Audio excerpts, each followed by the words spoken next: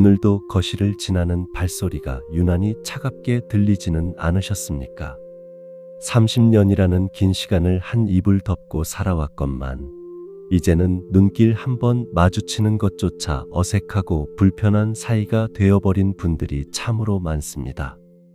분명 젊은 시절에는 서로가 없으면 못 살 것 같던 뜨거운 날들이 있었습니다. 하지만 세월의 풍파 속에 서운함은 쌓이고 배려의 자리는 집착과 원망이 채우면서 어느덧 집은 안식처가 아닌 숨막히는 감옥처럼 변해버렸습니다. 왜 우리는 가장 가까워야 할 사람과 이토록 먼 타인이 되어버린 것일까요? 독일의 철학자 쇼펜하우어는 인간 관계를 추운 겨울날의 고슴도치에 비유했습니다. 추위를 피해 서로에게 가까이 다가가려 하지만 몸에 돋아난 가시 때문에 결국 서로를 찌르고 다시 멀어지는 고통을 반복한다는 것입니다. 부부라는 인연도 이와 같습니다. 서로의 온기를 그리워하면서도 정작 가까이 가면 내 안의 날카로운 자아와 상대의 모난 성격이 충돌하여 깊은 상처를 남기게 됩니다. 부처님께서는 금강경에서 말씀하시기를 세상 모든 형상과 모습은 꿈과 같고 환상과 같으며 아침 이슬이나 번갯불과 같다고 하셨습니다. 우리가 배우자에게 품고 있는 그 미움과 원망의 모습 또한 고정된 실체가 없는 허상일 뿐입니다. 그럼에도 우리는 내가 만든 기준이라는 감옥에 상대를 가두어 두고 그 틀에 맞지 않는다고 끊임없이 채찍질하며 스스로를 괴롭히고 있습니다. 30번의 겨울을 함께 보내고도 가슴이 시린 이유는 배우자가 변해서가 아닙니다. 상대가 내 마음을 알아주기를 바라는 간절한 기대가 무너졌을 때 생기는 공허함이 그 자리를 차지했기 때문입니다. 2026년의 봄이 찾아왔지만 여전히 방 안의 공기가 서늘하다면 이제는 밖이 아닌 안을 들여다보아야 할 때입니다. 상대가 문을 열어주기를 기다리기보다 내가 먼저 닫아건 마음의 빗장을 살며시 내려놓는 연습이 필요합니다. 지금 이 순간 가슴이 답답하고 눈물이 맺힌다면 그것은 아직 여러분의 마음속에 배우자를 향한 신락 같은 인연의 끈이 남아있다는 증거입니다. 그 끈을 잘라내려 애쓰지 마십시오. 오히려 그 끈을 자비의 마음으로 어루만지며 왜 우리가 이토록 아파해야 하는지 가만히 명상해 보아야 합니다. 부처님의 가르침은 멀리 있지 않습니다. 오늘 밤 차가운 방 안을 따뜻한 자비의 빛으로 채우는 첫걸음은 바로 나의 아픈 마음을 먼저 보듬어 주는 것입니다. 오늘의 실천 한 가지는 배우자의 뒷모습을 보며 속으로 가만히 고생 많았습니다라고 3번 내어보는 것입니다. 나무아미타불 관세음보살. 한 집에서 수십 년을 함께 먹고 자면서도 남보다 못한 사이가 되어버린 그 답답함을 어찌 말로 다 하겠습니까? 분명히 같은 공간에서 숨을 쉬고 있는데 마치 투명하고 단단한 벽이 우리 사이를 가로막고 있는 듯한 그 고독은 혼자 있을 때보다 훨씬 더 아프고 시리게 다가옵니다. 이것은 단순히 대화가 단절된 문제가 아니라 서로의 영혼이 닿지 못하고 겉도는 지독한 소외의 고통입니다. 우리는 흔히 외로움은 혼자 있을 때 찾아온다고 생각하지만 가장 잔인한 외로움은 가장 가까운 사람 곁에서 느껴지는 법입니다. 독일의 철학자 니체는 말하기를 결혼 생활을 불행하게 만드는 것은 사랑의 부족이 아니라 우정의 부족이라고 했습니다. 함께 늙어가는 도반으로서의 따뜻한 우애를 잃어버리고 서로를 그저 의무와 책임의 대상으로만 여기는 순간부터 우리는 한 지붕 아래 이방인이 됩니다. 부처님께서는 자바암경에서 가르치시기를 모든 고통은 내가 세운 상에 대한 집착에서 비롯된다고 하셨습니다. 우리는 배우자가 내가 원하는 모습으로 변해주기를 바라는 그 간절한 집착 때문에 지금 눈앞에 있는 상대의 고단한 실상을 보지 못합니다. 내 기준이라는 날카로운 잣대를 끊임없이 들이대며 상대를 재고 판단하니 그 틈새에서 미움과 원망의 잡초만 무성하게 자라나게 되는 것입니다. 식탁 앞에 마주 앉아도 숟가락 부딪히는 소리만 들리는 그 적막함 속에는 사실 수많은 말들이 숨어 있습니다. 내 마음을 제발 한 번만이라도 알아달라는 간절한 호소와 나도 인생이 참 힘들다는 소리 없는 아우성이 침묵이라는 가면을 쓰고 서로를 밀쳐내고 있는 것입니다. 이렇게 한 지붕 아래 이방인으로 사는 고통은 결국 내가 만든 마음의 감옥에서 시작된 것임을 깨달아야 합니다. 상대가 먼저 손을 내밀고 변하기를 기다리는 마음은 내가 독배를 마시고 상대가 쓰러지기를 기다리는 것과 다를 바가 없습니다. 이 지독한 소외감과 적막함에서 벗어나기 위해서는 먼저 우리 사이의 벽이 얼마나 두꺼운지 솔직하게 인정하는 용기가 필요합니다. 30년 세월 동안 서로의 가슴에 낸 생채기가 깊기에 단번에 치유될 수는 없겠지만 적어도 우리가 왜 이토록 서로를 밀어내며 아파하는지는 직시해야 합니다. 배우자는 나를 괴롭히는 원수가 아니라 나와 똑같이 인생의 황혼에서 길을 잃고 외로움에 떨고 있는 가련한 중생일 뿐입니다. 이 엄연한 사실을 깊이 통찰하고 연민의 마음을 일으킬 때 비로소 얼음장 같던 차가운 방 안에 작은 자비의 온기가 스며들기 시작합니다. 내가 먼저 마음의 빗장을 조금만 헐겁게 해도 집안의 공기는 달라집니다. 오늘의 실천 한 가지는 현관에 놓인 배우자의 낡은 신발을 가만히 내려다보는 것입니다. 이 신발을 신고 거친 세상을 헤치며 30년 세월을 버텨온 그 고단한 인생을 마음으로 한 번만 따뜻하게 안아주시기 바랍니다. 나무아미타불 관세음보살. 왜 하필 이 사람일까? 세상의 수많은 사람 중에서 왜 하필 나를 이토록 힘들게 하는 사람을 만나 30년이라는 긴 세월을 보냈을까 하는 의문이 들 때가 있습니다.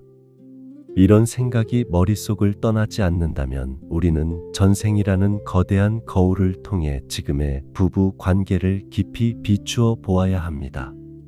부처님께서는 자바함경에서 말씀하시기를 모든 인연은 결코 우연히 맺어지는 것이 아니며 전생에 지은 바 업에 따라 서로를 찾아가는 것이라 하셨습니다. 지금 내 곁에서 나를 무시하고 차갑게 대하며 마음을 아프게 하는 그 배우자는 사실 전생에 내가 갚지 못한 빚을 받으러 온 채권자일지도 모릅니다. 독일의 철학자 쇼펜하우어는 모든 인간관계는 피할 수 없는 숙명적 대결이며 서로의 결함을 견디고 받아들이는 과정이 곧 인생의 본질이라고 말했습니다. 우리가 배우자를 보며 치밀어 오르는 화를 참지 못하는 것은 그 사람이 단순히 나빠서가 아니라 내 안에 쌓인 전생의 빚이 그만큼 무겁기 때문입니다. 전생에 내가 누군가에게 주었던 상처를 이번 생에는 배우자라는 인연을 통해 오롯이 되돌려 받으며 나의 업장을 소멸해야 하는 시간을 보내고 있는 것입니다. 이것을 깨닫는 순간 미움은 조금씩 가라앉고 그 자리에 서글픈 연민의 마음이 싹트기 시작합니다. 상대방 또한 자신의 의지와 상관없이 과거의 업에 끌려다니며 아픈 역할을 연기하고 있는 가련한 중생이라는 사실을 알게 되기 때문입니다. 빚을 갚는 가장 현명하고 빠른 방법은 원망하며 억지로 내놓는 것이 아니라 기꺼운 마음으로 청산하는 것입니다. 부부 사이의 갈등과 고통 또한 이와 마찬가지입니다. 상대의 모진 말과 차가운 행동을 내 두터운 업장이 녹아내리는 신호로 받아들일 수 있다면 그 지독한 인연은 비로소 복된 인연으로 바뀌기 시작합니다. 채권자와 채무자의 관계에서 가장 중요한 것은 그 빚을 어떤 마음으로 대하느냐에 달려 있습니다. 매일같이 독촉하는 배우자의 태도가 밉겠지만 그것은 불자님의 영혼이 더 깨끗해지기 위해 거쳐야 할 정화의 과정입니다. 이 과정을 원망으로 채우면 빚은 이자가 붙어 다음 생까지 이어지지만 자비로 채우면 이번 생에서 모든 고통의 고리가 끊어집니다. 30년의 세월은 결코 낭비된 시간이 아닙니다. 그 긴 시간 동안 서로의 업을 주고받으며 우리는 진정한 보살행을 실천할 수 있는 가장 가까운 수행처를 얻은 것입니다. 이제는 억울해하기보다 이 지독한 인연이 나를 얼마나 깊이 수련시키고 있는지 가만히 들여다보는 지혜가 필요합니다. 전생의 빚을 다 갚는 날 비로소 진정한 마음의 자유가 찾아오고 집안에 막혔던 복의 기운도 다시 살아나게 될 것입니다. 오늘의 실천 한 가지는 배우자의 뒷모습을 보며 마음속으로 나의 빚을 받아주어 참으로 고맙습니다 라고 조용히 3번 읊조리는 것입니다. 나무아미타불 관세음보살. 어느덧 마주보는 시간보다 벽이나 텔레비전을 보는 시간이 더 길어지지는 않았습니까? 30년을 함께 산 부부에게 가장 무거운 형벌은 바로 침묵이라는 거대한 벽입니다. 아무리 한 공간에 있어도 서로의 눈길이 닿지 않는다면 그곳은 이미 극락이 아닌 고독의 사막과 같습니다. 프랑스의 철학자 시몬 베유는 말하기를 이 세상에서 가장 희귀하고 순수한 형태의 관대함은 바로 주의를 기울이는 것이라 했습니다.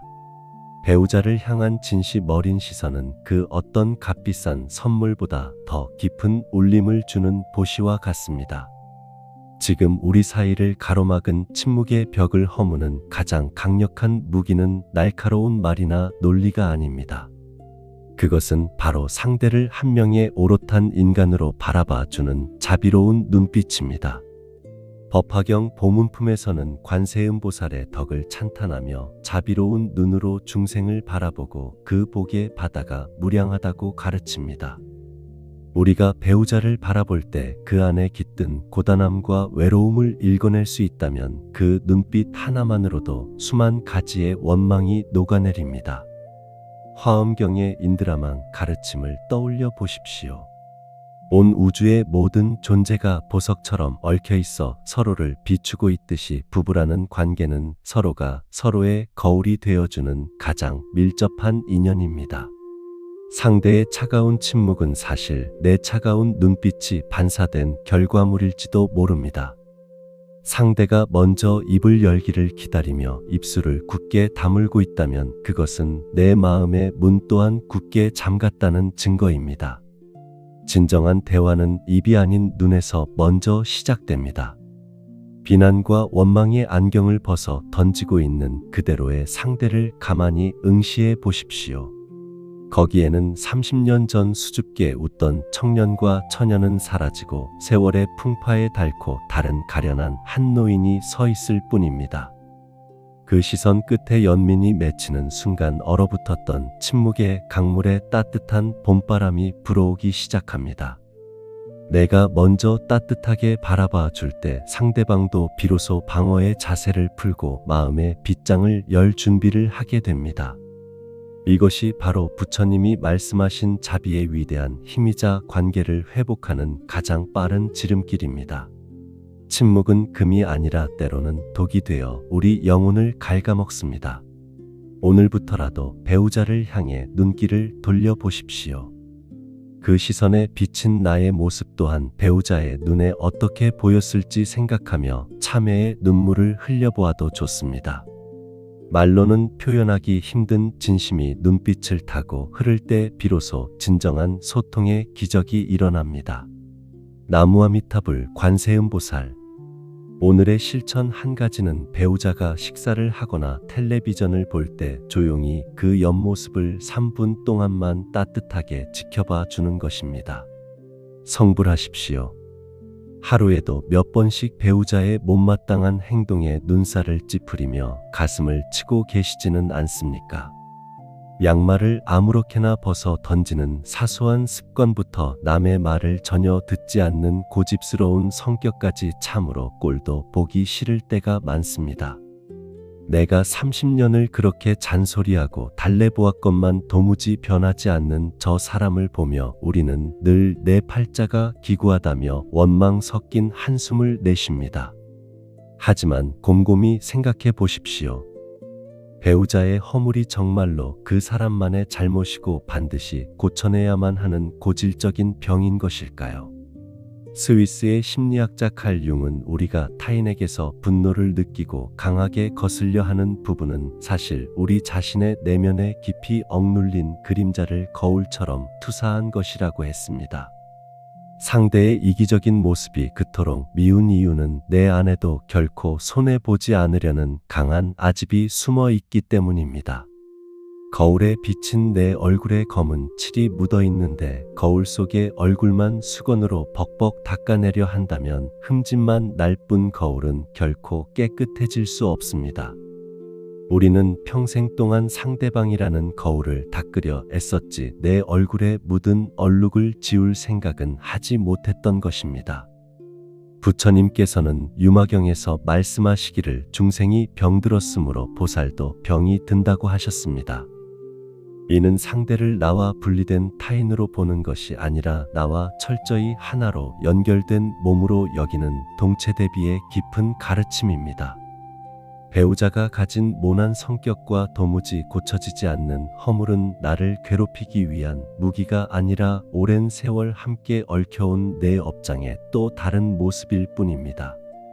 전생에 내가 누군가의 가슴에 박았던 고집과 이기심이라는 날카로운 못이 이번 생에는 배우자의 허물이라는 형태를 띠고 내 눈앞에 나타난 것입니다. 그렇기에 배우자의 단점을 뜯어고치려 핏대를 세우고 언성을 높일수록 부부 사이의 갈등의 골만 깊어지고 내 마음의 지옥만 점점 더 커지게 됩니다. 상대의 허물을 억지로 고쳐야 할 대상이 아니라 내 두터운 업장을 소멸할 절호의 기회로 삼는 것, 이것이 바로 일상에서 실천하는 진정한 보살의 수행입니다. 상대방이 꼴보기 싫은 행동을 반복할 때 저 인간은 대체 왜 저럴까 라고 습관적으로 비난하는 대신 이것이 바로 내가 닦아내야 할 마음의 때이구나 라고 조용히 돌이켜 생각해야 합니다. 그 순간 명치 끝에서 끓어오르던 억울한 분노는 서서히 가라앉고 가련한 중생을 향한 자비와 연민이 그 빈자리를 따뜻하게 채우게 됩니다.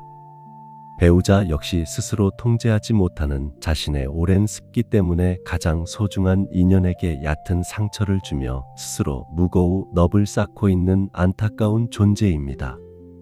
내 업장이라는 맑은 안경을 끼고 상대를 다시 바라보면 그토록 밉던 모습은 눈 녹듯 사라지고 우리는 비로소 진정한 평화의 길에 들어서게 됩니다.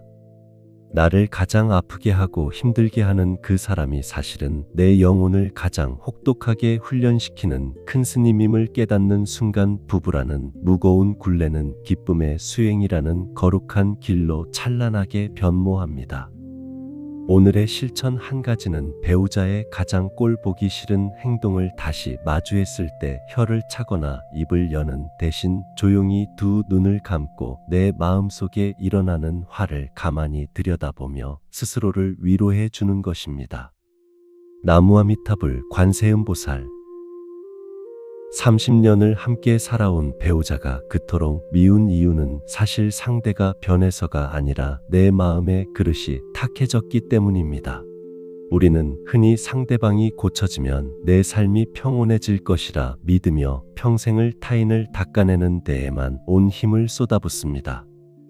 하지만 이것은 마치 거울 속에 묻은 얼룩을 지우기 위해 거울 유리면만 죽어라 문지르는 것과 다를 바가 없는 헛된 노력일 뿐입니다. 부처님께서는 화엄경에서 마음은 화가와 같아서 능히 모든 세간을 그려낸다고 말씀하셨습니다. 지금 내 눈앞에 펼쳐진 지옥 같은 부부 관계는 결국 내 마음이라는 붓이 그려낸 한 폭의 어두운 그림일 뿐이라는 뜻입니다. 내 마음이 원망으로 가득 차 있으면 상대가 아무리 정성 어린 공양을 올려도 그것이 비수가 되어 꽂히고, 내 마음이 자비로 충만하면 상대의 독설조차 나를 수행시키는 감노수가 됩니다. 서양의 지혜로운 철학자 루미는 어제 나는 영리해서 세상을 바꾸고 싶어 했지만 오늘 나는 지혜로워졌기에 나 자신을 바꾸고 있다고 말했습니다. 배우자를 바꾸려 했던 30년의 시도가 실패로 끝났다면 이제는 그 방향을 안으로 돌려 나의 내면을 정화하는 일에 집중해야 합니다. 내 마음의 그릇이 맑고 투명하게 씻기면 그 안에 담기는 모든 인연 또한 맑은 물처럼 고요해지기 마련입니다. 상대를 비난하던 그 날카로운 시선을 거두고 내 안의 탐욕과 분노 그리고 어리석음이라는 삼독심을 먼저 씻어내 보십시오. 그것이 바로 막혔던 집안의 복을 다시 흐르게 하고 배우자의 닫힌 마음을 여는 가장 강력하고 유일한 열쇠입니다. 오늘의 실천 한 가지는 거울을 보며 배우자를 향해 품었던 미운 마음을 하나씩 지우개로 지우듯 상상하며 내 얼굴에 온화한 미소를 지어주는 것입니다. 나무아미타불 관세음보살. 부부 사이에 30년 세월 동안 쌓인 원망은 대개 입술 끝에서 시작되어 가슴에 깊은 대못으로 박히게 됩니다. 말 한마디로 천냥 빚을 갚는다는 속담이 있지만 부부 사이에서는 말 한마디로 천년의 인연을 끊어버리는 비극이 훨씬 더 자주 일어납니다. 상대를 향해 쏘아붙이는 날카로운 독설은 사실 상대를 죽이는 것이 아니라 나 자신의 공덕을 갉아먹는 가장 무서운 칼날임을 알아야 합니다. 부처님께서는 법구경에서 사람이 태어나면 입안에 도끼가 생겨서 그 도끼로 자신을 찍는다고 엄히 경책하셨습니다. 원망이 섞인 말은 내뱉는 순간 이미 내 영혼을 먼저 오염시키고 그 도끼는 고스란히 집안 전체의 기운을 흐트러뜨립니다. 고대 그리스의 철학자 소크라테스는 말하기 전에 3가지 체를 거치라고 조언했습니다. 그 말이 사실인가? 그 말이 선한 것인가? 그리고 그 말이 꼭 필요한 것인가를 스스로에게 물어보라는 것입니다. 배우자에게 쏟아내고 싶은 울분이 터져 나올 때 잠시 멈추어 이 3가지 체에 걸러본다면 우리는 수많은 구업을 면할 수 있습니다. 상대의 자존심을 짓밟는 말이나 과거의 잘못을 들추어내는 말은 결코 관계를 회복시키는 해결책이 될 수 없습니다. 오히려 침묵보다 못한 말은 입 밖으로 내지 않는 것이 부처님의 제자로서 행해야 할 올바른 정어의 수행입니다. 말 속에 담긴 독을 빼고 그 자리에 부드러운 자비의 꽃향기를 채워 넣는 연습을 시작해 보십시오. 내가 먼저 따뜻한 말을 건넬 때 상대방의 거친 말 또한 서서히 힘을 잃고 순화되는 기적이 일어날 것입니다. 2026년의 평화는 거창한 곳에 있지 않고 오늘 우리가 주고받는 정다운 말 한마디에서부터 시작됩니다. 오늘의 실천 한 가지는 배우자에게 비난의 말 대신 오늘 수고하셨습니다 라는 짧지만 진심 어린 한마디를 건네는 것입니다. 나무아미타불 관세음보살. 오늘 여러분의 집 안에는 어떤 공기가 흐르고 있습니까? 분명히 한 이불을 덮고 잠자리에 들지만 그 거리는 은하수보다 더 멀게 느껴지지는 않으십니까? 부처님께서는 신갈로바다경에서 부부의 도리에 대해 아주 구체적이고 명확한 가르침을 주셨습니다. 남편은 아내를 공경하고 결코 경멸하지 않으며 정절을 지키고 집안의 권한을 넘겨주며 때에 맞춰 장신구를 선물해야 한다고 하셨습니다. 또한 아내는 집안일을 잘 살피고 주변 친척들에게 너그럽고 정절을 지키며 남편이 벌어온 재산을 지혜롭게 관리해야 한다고 하셨습니다. 2500년 전의 말씀이지만 이 안에는 시간을 초월하는 부부의 진리가 담겨 있습니다. 이것은 단순히 누가 무엇을 해야 한다는 역할 분담을 말하는 것이 아닙니다. 서로를 하나의 독립된 인격체로 온전하게 존중하라는 엄중한 경책입니다. 독일의 철학자 칸트는 인간을 결코 수단으로 대하지 말고 항상 목적으로 대하라고 강조했습니다. 우리는 지난 30년 동안 배우자를 나의 편안함을 위한 수단이나 자식을 키우기 위한 도구로 여기지는 않았습니까? 내 외로움을 채워줄 대상이나 내 화풀이를 받아낼 벽으로 상대를 대했다면 그 관계는 필연적으로 어긋날 수밖에 없습니다. 상대를 나의 욕망을 채우는 수단으로 보는 순간 부부의 도리는 사라지고 그 자리에 원망과 집착만 남게 됩니다. 진정한 부부의 도리는 상대방이 내 기대에 부응하기를 바라는 것이 아니라 내가 먼저 상대를 향한 예우를 갖추는 데서 시작됩니다. 부처님께서는 부부를 일컬어 서로의 눈을 맑게 해주는 도반이라고 하셨습니다. 가장 가까운 곳에서 나의 허물을 비추어주고 내가 깨달음으로 나아갈 수 있도록 돕는 고마운 존재라는 뜻입니다. 30년을 살았으니 다 안다고 자부하며 함부로 대하지 마십시오. 익숙함이라는 덫에 걸려 상대의 고귀한 영혼을 짓밟고 있지는 않은지 스스로를 깊이 성찰해야 합니다. 부부의 도리를 지키는 것은 거창한 희생이 아니라 상대의 존재 그 자체를 귀하게 여기는 마음가짐만하면 충분합니다. 2026년의 평화로운 가정은 서로를 부처님처럼 대접할 때 비로소 완성됩니다. 내가 대접받고 싶은 대로 상대를 먼저 대접하는 것이 부처님의 법이며 칸트가 말한 인간의 최고 도덕률입니다. 오늘의 실천 한 가지는 배우자에게 부드러운 목소리로 식사는 하셨나요? 라고 정중하게 안부를 묻는 것입니다. 나무아미타불 관세음보살. 상대방의 숨소리조차 듣기 싫고 얼굴만 봐도 가슴속에서 뜨거운 불길이 치솟는 날들이 있었습니까? 30년이라는 긴 세월 동안 쌓인 원망은 마음속 깊은 곳에 단단한 응어리가 되어 좀처럼 녹지 않는 법입니다. 부처님께서는 법구경에서 가르치시기를 미움은 미움으로 갚을 수 없으며 오직 자애로운 마음만이 미움을 멈추게 한다고 하셨습니다. 원수를 원수로 대하는 것은 불난 집에 기름을 붓는 것과 같아서 결국 나 자신의 영혼까지 잿더미로 만들 뿐입니다.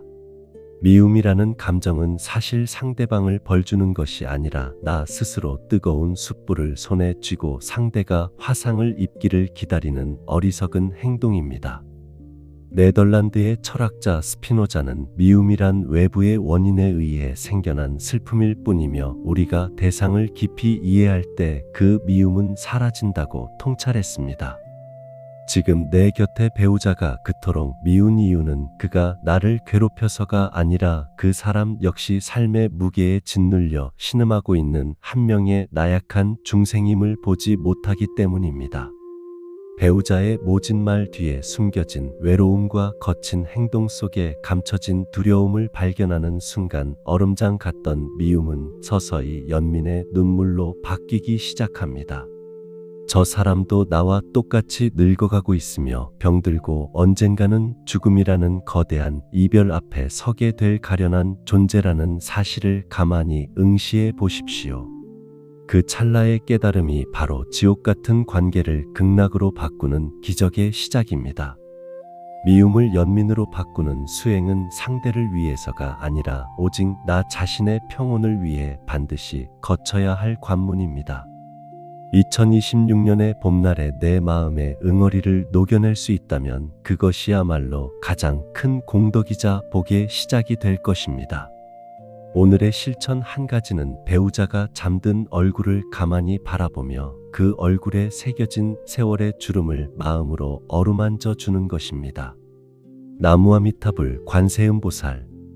한 지붕 아래 살면서도 마음은 만 리나 떨어져 있어 텅 빈 가슴으로 밤잠을 설치는 불자님들이 많습니다. 물질은 풍요로워졌으나 서로의 영혼이 교감하지 못하는 집안은 마치 가구가 가득 찬 빈 들판과 같습니다. 부처님께서는 화엄경 인드라망의 가르침을 통해 온 우주의 모든 존재는 보이지 않는 그물로 연결되어 서로를 비추고 있다고 하셨습니다. 우리는 결코 독립된 타인이 아니라 서로의 에너지와 기운이 촘촘하게 얽혀있는 운명 공동체입니다. 내가 올리는 간절한 기도는 나 자신을 넘어 가장 가까운 배우자의 거친 마음을 순화시키는 보이지 않는 손길이 됩니다. 독일의 철학자 마틴 부버는 모든 참된 삶은 만남이며 우리가 상대를 단순한 대상이 아닌 인격적인 존재로 마주할 때 신성을 발견한다고 말했습니다. 배우자를 향해 내 욕심을 채워달라고 떼를 쓰는 기도가 아니라 배우자의 건강과 평안을 먼저 빌어주는 이타적인 기도를 시작해 보십시오. 부부가 함께 같은 방향을 바라보며 마음을 모을 때 집안을 휘감고 있던 탁한 업장은 소멸하고 맑은 복의 기운이 샘솟게 됩니다. 비록 배우자가 곁에서 함께 절을 하지 않더라도 내가 먼저 배우자의 이름을 부르며 축원의 마음을 보낸다면 그것이 곧 합심 기도입니다. 진정한 기도는 입으로 하는 것이 아니라 상대를 향한 무한한 자비와 존중의 마음으로 완성되는 법입니다.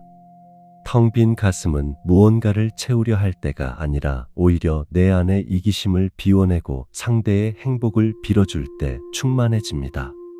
2026년의 평화는 부부가 서로의 상처를 보듬어 주는 기도의 향기 속에서 피어납니다. 오늘의 실천 한 가지는 잠들기 전 5분 동안 배우자가 고통에서 벗어나 평온하기를 간절히 염원하는 마음을 내어보는 것입니다. 나무아미타불 관세음보살. 남들에게 보여주기 위한 삶을 사느라 정작 우리 부부의 마음은 골마가고 있지는 않습니까? 명절이나 경조사에 나란히 서서 웃음을 지어 보이지만 돌아오는 차 안에서 흐르는 그 숨막히는 침묵은 누구에게도 말하지 못한 고통일 것입니다. 남들은 금실 좋은 부부라 칭찬하지만 정작 집으로 돌아오면 각자의 방으로 흩어지는 이중적인 삶은 우리 영혼을 서서히 갉아먹습니다. 부처님께서는 법구경에서 말씀하시기를 지혜로운 사람은 비난과 칭찬이라는 바람에 흔들리지 않는 바위와 같다고 하셨습니다. 남들이 우리 부부를 어떻게 보느냐는 찰나에 사라질 바람과 같은 것인데 우리는 그 허망한 바람을 붙잡기 위해 소중한 평화를 내던지고 있는지도 모릅니다. 로마의 철학자 마르쿠스 아우렐리우스는 우리는 자기 자신을 다른 사람보다 더 사랑하면서도 자신의 의견보다 다른 사람의 의견을 더 중요하게 생각하는 것은 참으로 이상한 일이라고 꼬집었습니다. 배우자의 눈빛보다 이웃의 말 한마디를 더 신경 쓰고 있지는 않은지 스스로를 깊이 돌아보아야 합니다. 남의 눈치를 보며 억지로 꾸며낸 평화는 사막 위에 세운 모래성과 같아서 작은 파도에도 금세 무너져 내립니다. 진정한 행복은 타인의 시선이 닿지 않는 우리만의 고요한 식탁 위에서 시작되는 법입니다. 30년이라는 세월을 남을 위해 연기하며 살았다면 이제는 오직 우리 둘만의 평화를 위해 진실해져야 할 시간입니다. 남들의 박수 소리보다 배우자의 나직한 숨소리에 더 귀를 기울이는 것이 부처님이 말씀하신 중도의 길이자 참된 지혜입니다. 2026년의 봄날에는 허황된 가식의 옷을 벗어 던지고 오직 우리 부부의 평온만을 생각하며 한 걸음 내디뎌 보십시오. 남들이 우리를 어떻게 생각하든 그것은 그들의 몫일 뿐 나의 업이 아닙니다. 내가 지켜야 할 것은 오직 지금 내 곁에 있는 인연과 나누는 고요한 평화뿐입니다. 오늘의 실천 한 가지는 남에게 보이기 위한 부부 동반 외출보다 우리 둘만 아는 소박한 공간에서 차 한 잔을 마시며 서로의 손을 가만히 잡아주는 것입니다. 나무아미타불 관세음보살. 오늘도 무심히 지나치던 배우자의 뒷모습을 가만히 들여다본 적이 있으십니까? 굽은 등과 가늘어진 다리 그리고 예전 같지 않은 느릿한 걸음걸이를 보며 문득 가슴 한구석이 아리태우는 경험을 하셨을 것입니다. 30년이라는 긴 세월 동안 앞만 보고 달려오느라 정작 가장 가까운 이의 몸에 새겨진 세월의 흔적을 우리는 너무나 오랫동안 외면하며 살아왔습니다. 그 굽은 등은 나를 대신해 세상의 거친 풍파를 온몸으로 막아낸 훈장이며 가늘어진 다리는 우리 가족의 생계를 지탱하느라 닳고 다른 헌신 그 자체입니다. 프랑스의 철학자 시몬 드 보부아르는 노년이란 나 자신보다 타인의 눈에 비친 모습에서 먼저 발견되는 피할 수 없는 운명이라고 말했습니다. 우리가 배우자의 노화를 보며 느끼는 그 서글픔은 사실 배우자를 통해 투영된 나 자신의 모습이기도 합니다. 배우자가 늙어가는 만큼 나 또한 시들어가고 있으며 배우자가 아픈 만큼 나 역시 무너져가고 있다는 동질감이 우리를 울컥하게 만드는 것입니다. 부처님께서는 자바함경에서 말씀하시기를 이 몸은 인연에 의해 잠시 빌린 집과 같아서 세월이 흐르면 낡고 무너지는 것이 당연한 이치라고 하셨습니다. 하지만 그 무너져가는 집안에서 서로를 가엾게 여기는 마음을 내는 것이야말로 진정한 부부의 도리이자 불제자의 길입니다. 배우자의 뒷모습은 나를 괴롭히는 원수의 모습이 아니라 고통의 바다를 함께 건너고 있는 가련한 도반의 실상입니다. 그 뒷모습에 대고 원망의 화살을 쏘기보다는 그동안 참으로 고생 많았다는 연민의 기도를 보내야 합니다. 내가 배우자의 늙음을 진심으로 수용하고 가엾게 여길 때 나 자신에게 다가오는 노년의 두려움 또한 자비의 마음으로 녹여낼 수 있습니다. 배우자는 나의 과거를 증명해주고 나의 현재를 지탱하며 나의 미래를 미리 보여주는 거울과 같은 존재입니다. 2026년의 평화로운 노후는 서로의 주름진 손을 잡고 늙어감을 축복할 때 비로소 시작됩니다. 미움이라는 안경을 벗고 연민이라는 맑은 눈으로 배우자의 뒷모습을 다시 바라보십시오. 거기에는 나를 위해 평생을 바친 한 사람의 고귀한 일생이 고스란히 담겨 있습니다. 오늘의 실천 한 가지는 배우자의 굽은 등을 향해 마음속으로 고생했습니다 라고 따뜻하게 3번 말해주는 것입니다. 나무아미타불 관세음보살. 나이가 들수록 내 생각만 옳다는 확신이 강해져 배우자의 말을 가로막고 있지는 않습니까? 30년을 넘게 살았으니 내가 저 사람보다 더 잘 안다는 자만이 어느덧 단단한 옹이가 되어 상대를 찌르는 가시가 되었을지도 모릅니다. 내가 맞고 당신이 틀렸다는 그 완고한 고집은 부부 관계를 서서히 죽이는 가장 무서운 독약과 같습니다. 고집이 센 사람은 마치 가뭄에 말라버린 나뭇가지와 같아서 작은 바람에도 쉽게 꺾이고 부러져 주변 사람들에게 상처를 남깁니다. 동양의 지혜로운 철학자 노자는 도덕경에서 가르치시기를 세상에서 가장 부드러운 것이 세상에서 가장 단단한 것을 이긴다고 하셨습니다. 사람이 살아있을 때는 몸이 부드럽지만 죽으면 뻣뻣해지듯이 고집을 부리며 마음을 굳게 닫는 것은 영혼이 메말라가고 있다는 증거입니다. 부처님께서는 수타니파타에서 자기의 견해에만 집착하여 남과 다투는 자는 결코 고통의 늪에서 벗어나지 못한다고 엄히 경책하셨습니다. 우리가 배우자의 의견을 무시하고 내 방식만을 고집하는 것은 결국 내 마음속에 아집이라는 거대한 감옥을 짓는 것과 같습니다. 내가 세운 기준을 내려놓고 상대의 말을 있는 그대로 수용할 때 비로소 닫혔던 소통의 문이 열리고 집안의 기운이 맑아집니다. 유연함은 비굴함이 아니라 상대의 존재를 온전히 인정하는 가장 높은 단계의 지혜이자 자비의 실천입니다. 물이 흐르다 장애물을 만나면 다투지 않고 돌아가듯 우리 부부의 대화도 고집을 버리고 유연하게 흐를 수 있어야 합니다. 2026년의 평화로운 가정은 내 고집을 한 걸음 뒤로 물리고 배우자의 마음을 한 걸음 앞으로 받아들일 때 찾아옵니다.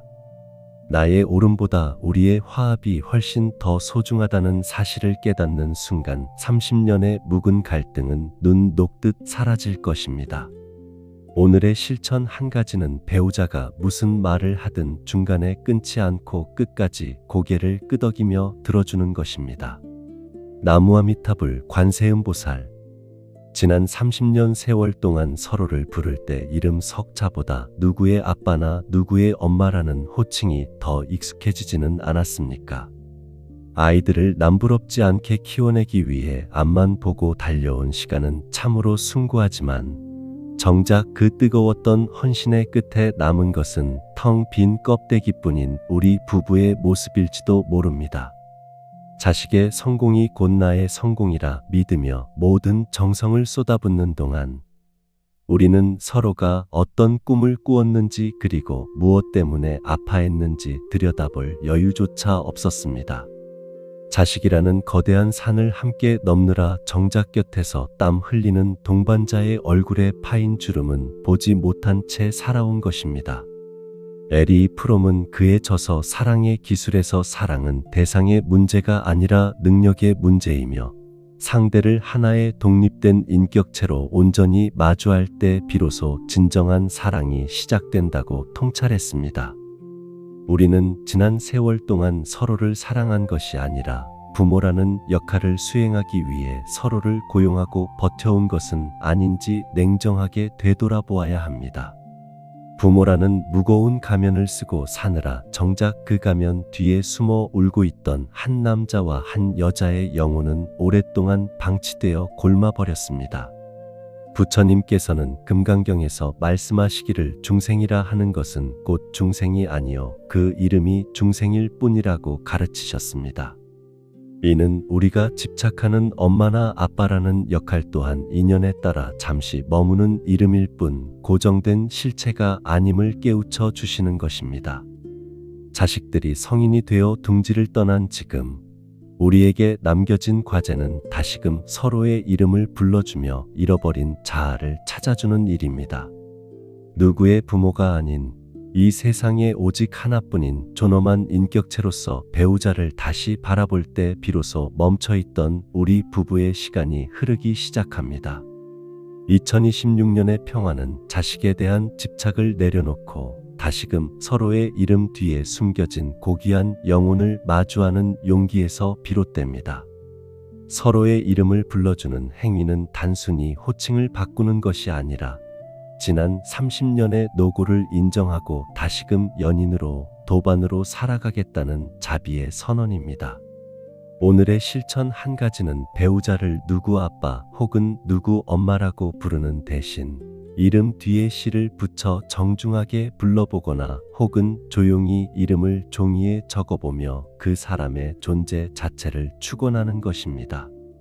나무아미타불 관세음보살 30년이라는 긴 세월 동안 켜켜이 쌓인 오해와 원망의 벽을 단번에 허물어뜨릴 거창한 기적을 기다리고 계십니까? 비싼 선물이나 화려한 여행이 우리 부부의 얼어붙은 마음을 녹여줄 것이라 믿는 것은 큰 착각입니다.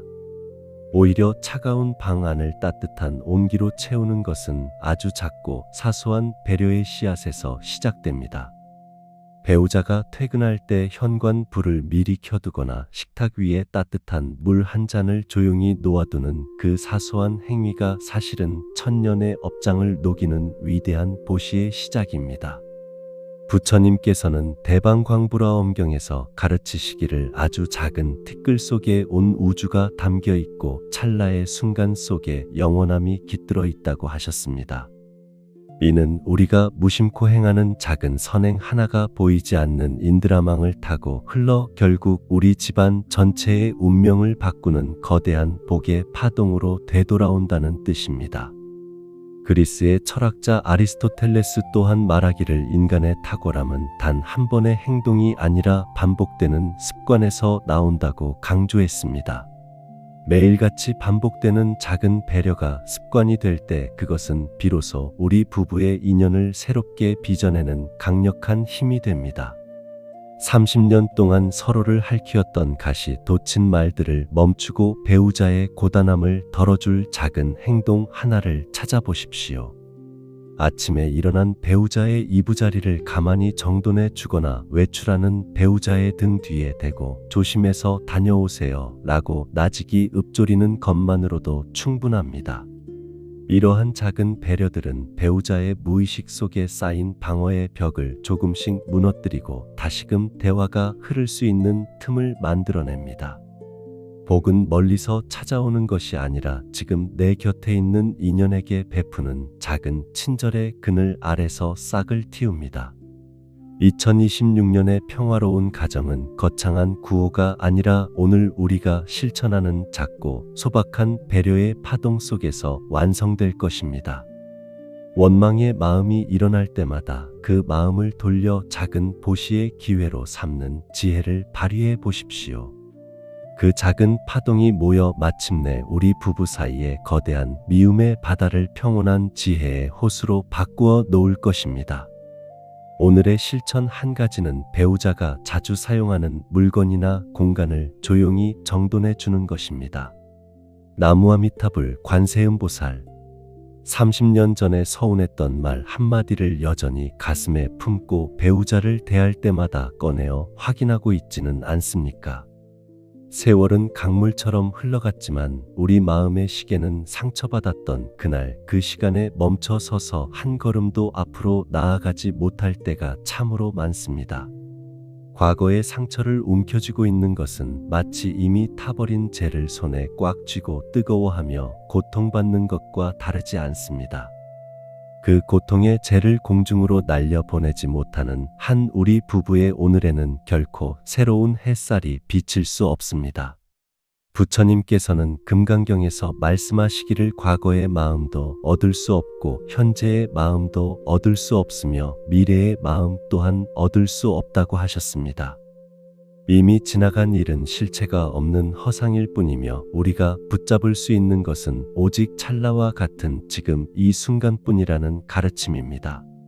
과거의 망령에 사로잡혀 소중한 오늘을 망치는 것은 부처님의 지혜를 저버리는 일이며 스스로를 영원한 지옥에 가두는 행위입니다. 독일의 철학자 니체는 건강한 삶을 위해서는 망각의 능력이 반드시 필요하다고 역설했습니다. 그는 과거의 짐을 잊지 못하는 인간은 결코 행복의 문턱을 넘을 수 없으며 능동적으로 있는 힘이야말로 영혼을 치유하는 최고의 약이라고 말했습니다. 배우자가 과거에 저질렀던 실수나 나에게 주었던 아픔을 자꾸만 되새김질하는 습관은 우리 관계를 서서히 썩게 만드는 독소입니다. 오늘 내 앞에 서 있는 배우자는 30년 전 나에게 상처를 주었던 그 사람이 아닙니다. 그 또한 수만 번의 세포가 바뀌고 수천 번의 생각이 변하며 여기까지 흘러온 고단한 나그네일 뿐입니다. 어제의 허물을 오늘의 잣대로 심판하지 마십시오. 과거의 상처를 씻어내는 가장 깨끗한 물은 상대를 향한 무조건적인 용서와 나 자신을 향한 자비로운 연민입니다. 2026년의 새로운 시작을 원하신다면 먼저 가슴속에 낡은 일기장을 과감히 불태워야 합니다. 그 빈자리에 오늘 우리가 함께 나눌 수 있는 작은 기쁨의 조각들을 하나씩 채워 넣으십시오. 상처를 딛고 일어서는 것은 상대를 위해서가 아니라 오직 나 자신의 평온한 노후를 위해 행해야 할 가장 위대한 수행입니다. 나무아미타불 관세음보살. 오늘의 실천 한 가지는 과거에 서운했던 기억 하나를 종이에 적은 뒤 그것을 잘게 찢어버리며 이제는 놓아주겠다고 스스로에게 약속하는 것입니다. 나무아미타불 관세음보살. 평생을 함께 살며 서로의 허물을 비추는 거울이 되었던 두 사람이 이제는 같은 곳을 바라보며 걸어가야 할 시간입니다. 30년이라는 세월 동안 우리는 서로를 내 뜻대로 바꾸려 애쓰며 고통의 바다를 헤매어 왔습니다. 하지만 부부라는 인연의 궁극적인 목적은 단순히 한 집에서 먹고 자는 것이 아니라 서로의 깨달음을 돕는 도반이 되어 평화로운 마음의 고향으로 함께 나아가는 것입니다. 부처님께서는 무량수경에서 가르치시기를 세상 사람들이 부부와 친척 사이에 서로 공경하고 사랑하며 탐욕과 화를 버려야 한다고 하셨습니다. 또한 서로 기쁜 낯빛으로 대하고 말소리를 부드럽게 하여 거스르는 일이 없어야 비로소 극락의 문턱에 들어설 수 있다고 엄히 경책하셨습니다. 극락 정토는 죽어서만 가는 먼 곳이 아니라 지금 이 순간 부부가 서로를 보살로 대접할 때 거실 한복판에 펼쳐지는 평화의 상태를 의미합니다. 덴마크의 철학자 키에르케고르는 참된 사랑은 두 사람 사이의 진리라는 제3자가 있을 때 비로소 완성된다고 통찰했습니다. 부부 사이의 나라는 아집과 너라는 집착만 있다면 끊임없이 부딪힐 수밖에 없지만 부처님의 가르침이라는 고귀한 진리를 중심에 둔다면 그 관계는 결코 흔들리지 않습니다. 우리가 배우자를 바라볼 때 내 욕망을 채워줄 대상이 아니라 함께 수행하는 도반으로 여기는 순간 30년의 묵은 갈등은 수행의 밑거름으로 승화됩니다. 상대가 나를 힘들게 하는 것은 나를 괴롭히려는 악의가 아니라 나의 인내와 자비를 시험하여 더 큰 깨달음으로 인도하려는 선지식의 방편일지도 모릅니다. 이제는 서로의 단점을 지적하며 시간을 허비하기보다 서로의 영혼이 안식을 얻을 수 있도록 따뜻한 기도의 손길을 내밀어야 합니다. 부부가 함께 걷는 길은 때로는 험하고 고통스럽겠지만 서로가 서로의 지팡이가 되어준다면 그 길의 끝에는 반드시 눈부신 해탈의 기쁨이 기다리고 있을 것입니다. 2026년의 남은 시간들을 서로를 향한 축원과 감사의 마음으로 채워 나간다면 우리 집은 그 자체로 거룩한 법당이요 극락 정토가 될 것입니다. 나무아미타불 관세음보살. 오늘의 실천 한 가지는 배우자와 함께 조용히 앉아 10분 동안 같은 불교 음악을 듣거나 말없이 서로의 평온을 빌어주는 시간을 갖는 것입니다. 나무아미타불 관세음보살. 30년 세월 동안 배우자가 먼저 마음의 문을 열고 다가오기만을 하염없이 기다리며 살아오지는 않으셨습니까? 상대가 변해야 내 삶이 평온해질 것이라는 믿음은 어쩌면 우리를 영원히 고통의 감옥에 가두는 가장 무서운 착각일지도 모릅니다. 내 마음의 빗장을 단단히 걸어 잠근 채 상대방이 먼저 열쇠를 가져오기를 바라는 것은 목마른 사람이 비가 오기만을 기다리며 우물을 파지 않는 것과 같습니다. 우리는 지난 세월 동안 상대가 열쇠를 잃어버렸다고 비난하거나 그가 문을 열어주지 않는다고 원망하며 소중한 시간을 허비해 왔습니다. 하지만 부처님께서는 화엄경에서 말씀하시기를 마음은 화가와 같아서 능히 모든 세간을 그려낸다고 하셨습니다. 지금 내 눈앞에 펼쳐진 차갑고 단절된 부부 관계라는 그림 또한 결국 나의 마음이라는 붓이 그려낸 결과물임을 깨달아야 합니다. 상대를 탓하고 환경을 원망하는 마음을 멈추고 내 안의 화가를 먼저 일깨울 때 비로소 그림의 색채는 어둠에서 빛으로 바뀌기 시작합니다. 오스트리아의 심리학자이자 철학자인 빅터 프랭클은 자극과 반응 사이에는 공간이 있으며 그 공간에서의 선택이 우리의 자유와 성장을 결정한다고 강조했습니다. 배우자의 차가운 말이라는 자극이 올 때 즉각적으로 분노로 반응할 것인지 아니면 자비의 마음으로 수용할 것인지는 오직 나 자신의 손에 달려 있습니다. 마음의 문을 여는 열쇠는 배우자가 쥐고 있는 것이 아니라 이미 내 손바닥 안에 쥐어져 있다는 사실을 잊어서는 안 됩니다. 내가 먼저 마음을 내어 문을 살짝만 열어도 그 틈으로 따뜻한 자비의 빛이 스며들어 집안 전체의 공기를 바꿀 수 있습니다. 상대가 변하기를 기다리는 수동적인 삶에서 벗어나 내가 먼저 평화의 주인공이 되겠다는 결단이 필요합니다. 우리는 30년이라는 긴 시간 동안 습관적으로 닫힌 마음으로 살아왔기에 처음 문을 여는 것이 낯설고 두려울 수 있습니다. 그러나 그 두려움을 이겨내고 열쇠를 돌리는 순간 비로소 우리는 해탈의 기쁨과 진정한 인연의 평화를 맛보게 됩니다. 2026년의 평화로운 가정은 누군가 만들어주는 것이 아니라 바로 지금 불자님의 용기 있는 선택으로 창조되는 것입니다. 미움과 원망의 열쇠 대신 용서와 사랑의 열쇠를 집어들고 굳게 닫힌 마음의 문을 향해 천천히 걸어가 보십시오. 그 문 너머에는 우리가 그토록 그리워하던 평온한 일상과 따뜻한 인연의 복이 이미 준비되어 기다리고 있습니다. 내 마음이 열리면 온 우주가 함께 열린다는 부처님의 진리를 믿고 오늘부터 당당하게 내 삶의 주인이 되어 보시기 바랍니다. 나무아미타불 관세음보살. 오늘의 실천 한 가지는 거울 속에 비친 나 자신을 향해 환하게 웃어주며 내 마음은 내가 연다 라고 3번 다짐하는 것입니다. 나무아미타불 관세음보살. 2026년이라는 새로운 시간이 우리 앞에 장엄하게 펼쳐져 있지만 여전히 우리 부부의 관계는 낡은 서랍 속의 먼지처럼 빛이 발해 있지는 않습니까? 30년이라는 긴 세월 동안 켜켜이 쌓인 오해와 불신은 마치 무거운 납덩이처럼 우리 마음을 짓누르며 한 걸음도 앞으로 나아가지 못하게 가로막고 있을 것입니다. 하지만 부처님의 가르침에 따르면 세상에 영원히 변하지 않는 고정된 실체는 없으며 우리의 마음가짐 하나에 따라 지옥 같던 인연도 황금빛 공덕으로 바뀔 수 있습니다.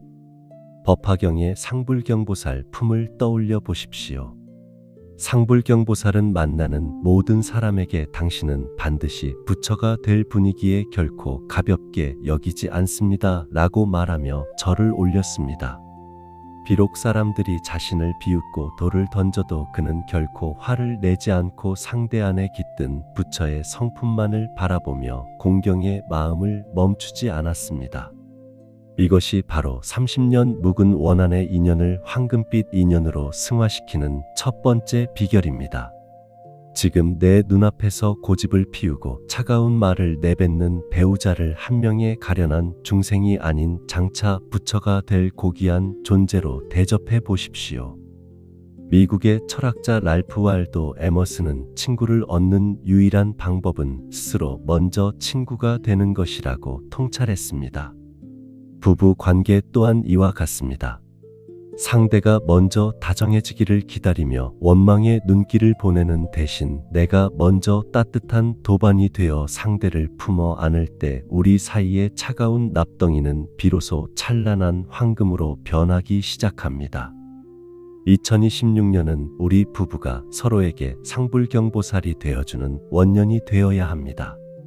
내가 먼저 배우자의 존재 자체를 존중하고 공경할 때 집안에 가득했던 탁한 기운은 사라지고 그 빈자리에 재물복과 자식복이 깃드는 맑은 서기가 감돌게 될 것입니다. 부부라는 인연은 전생의 빚을 갚는 과정이기도 하지만 동시에 이번 생에서 함께 무량한 공덕을 쌓을 수 있는 가장 귀한 수행의 기회입니다. 과거의 낡은 습관에 머물러 있지 말고 오늘부터는 배우자를 향해 진시 어린 공경의 마음을 내어 보십시오. 나의 마음이 황금빛으로 물들면 내가 바라보는 배우자의 모습 또한 세상에서 가장 귀한 보석처럼 빛나게 될 것입니다. 오늘의 실천 한 가지는 배우자를 바라보며 마음속으로 당신은 참으로 귀한 분입니다 라고 조용히 5번 축원하는 것입니다. 나무아미타불 관세음보살. 세상 모든 인연이 바람처럼 흩어지고 오직 단 한 사람만이 곁에 남았을 때 우리는 비로소 그 인연의 참된 무게를 깨닫게 됩니다. 30년이라는 긴 세월 동안 서로를 핥히고 밀쳐내며 살아왔지만 인생의 해저문은 저녁 노을 아래서 내 손을 잡아줄 사람은 결국 지금 내 곁에 있는 바로 그 배우자뿐입니다. 자식들은 제 짝을 찾아 떠나가고 친구들도 하나둘 멀어져 가는 황혼의 길목에서 우리가 마지막까지 서로의 이름을 불러주며 곁을 지킬 수 있다는 것은 인간이 누릴 수 있는 가장 큰 축복입니다. 부처님께서는 무량수경에서 말씀하시기를 중생이 이 세상에 태어나 서로 사랑하고 공경하며 원망과 미움을 멀리하는 것이야말로 극락정토로 나아가는 지름길이라 하셨습니다. 또한 한 침상에서 잠들고 한 솥의 밥을 먹는 인연은 전생에 수만 번의 공덕을 쌓아야만 비로소 허락되는 고귀한 인연임을 잊지 말라고 경책하셨습니다. 우리가 배우자에게 품었던 그 모진 미움과 원망은 사실 상대가 나에게 가장 소중한 사람이라는 역설적인 증거이기도 합니다. 로마의 철학자 세네카는 인생은 우리가 그것을 어떻게 보내느냐에 따라 충분히 길며 특히 마지막 순간에 내 곁을 지켜주는 사람이 있다는 것은 인생 전체를 보상받는 일이라고 말했습니다. 배우자는 나의 젊은 나를 기억해주고 나의 중년의 고단함을 함께 나누었으며 이제 나의 노년을 함께 완성해가는 내 생의 유일한 역사의 증인입니다. 이 귀한 증인을 원수로 대하며 여생을 보낸다면 그보다 더 큰 비극은 없을 것입니다.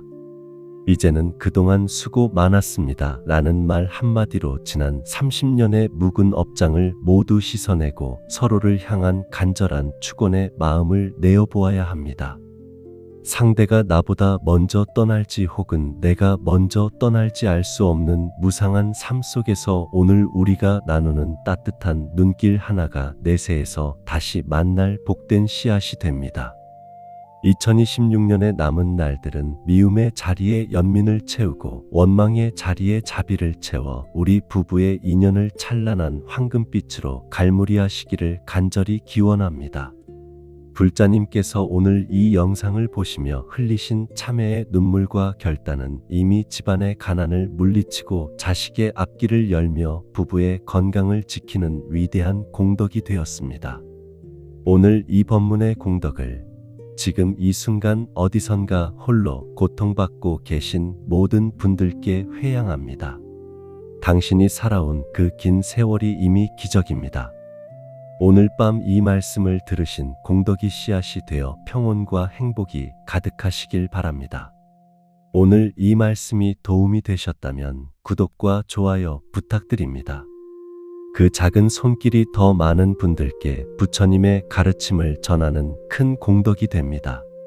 성불하십시오.